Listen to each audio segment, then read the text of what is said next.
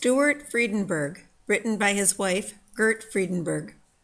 Stuart Fredenberg served in the U.S. Marine Corps from May 5, 1942 until his discharge on December 4, 1945.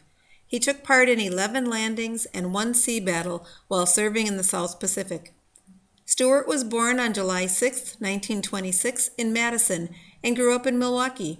He attended Lincoln High School. On December 7, 1941, he was at a movie at the Palace Theater when it was announced that the Japanese had bombed Pearl Harbor. Stuart was 15, soon to be 16 in July, and was very eager to join the service, so he falsified his age, stating that he was 17. With his mother's consent and signature, he left high school to join the Marines on May 5, 1942. He departed Milwaukee by train for basic training in San Diego, and then an additional 8 weeks of sea school. He was then transferred to Camp Pendleton for advanced training. He was shipped from Long Beach, California to Honolulu in August of 1942. He then went to the Fiji Islands. From there, he was shipped to his first landing in the South Pacific at Guadalcanal. After securing that island, it was on to Bougainville and back to Fiji for regrouping. Next, he traveled to the island of Macon by submarine, back to Honolulu, and then to Tarawa. From there, he was aboard an AKA transport to the Marshall and Gilbert Islands. It was then on to Saipan, Guam, and Tinian. He went to Australia for R&R, and then to Pelelu and Leyte and Samar in the Philippines. Next, he was sent to Lingayen Gulf. He then landed in Luzon, and he went back to Mindoro in the Philippines during the Second Battle of the Philippine Sea. It was then on to Iwo Jima and Okinawa. He was then aboard a ship staging for a landing in Honshu, Japan. At that point, the United States dropped the A-bomb on Hiroshima and Nagasaki. The Japanese signed the Declaration of Surrender aboard the battleship Missouri in Tokyo Bay on September 2, 1945. Stuart was with the Marines who freed the prisoners from the copper mines in Japan. There were approximately 200 prisoners, including one who had been a prisoner since 1936 when he was captured by the Japanese in China. He saw the absolute rubble of the industrial areas of Japan caused by the bombing and burning by our B-29s. Tarawa was a short battle, but one of the bloodiest, which resulted in high casualties.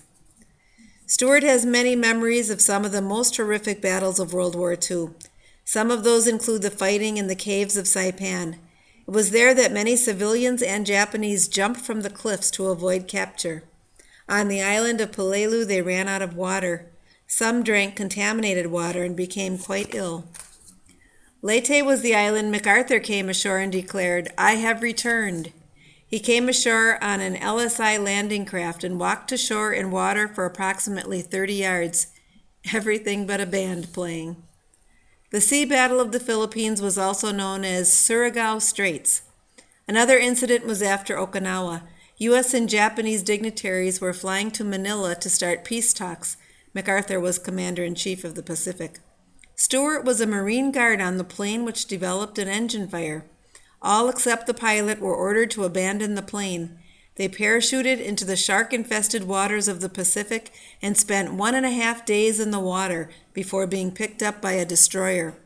The pilot landed the plane safely in Iwo Jima. One of the most memorable and pleasant duties for Stuart was in 1943 when he served as President Roosevelt's personal bodyguard. The president and his wife were in Honolulu to visit the troops. Stuart returned to the States, San Francisco, in October of 1945. On January 19, 2001, at the age of 74, Stuart received his high school diploma from Lincoln High School in recognition of the personal sacrifices he made in leaving high school to enlist in the armed forces during World War II and for his honorable services to his country. Stuart married lifelong Eagle resident Gert Ridgman and lived happily in Eagle from 1975 until his death on October 7, 2011. He went on the Stars and Stripes honor flight on November 6, 2010, with Dave Endel as his chaperone.